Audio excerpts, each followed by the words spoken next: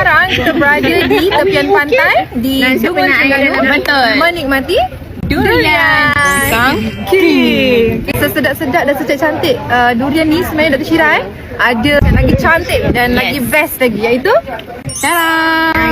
Cantik kan?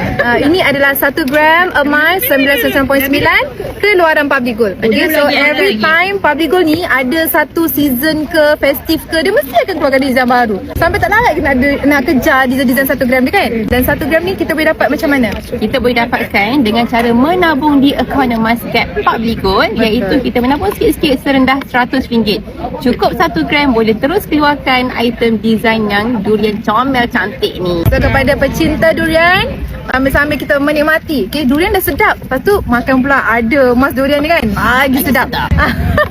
So kalau nak dapatkan emas durian dan menikmati durian sambil pegang emas ni, boleh isi beg biru kat bawah. Boleh hubungi kami, Syafiqah dan Syahira Raza. boleh follow.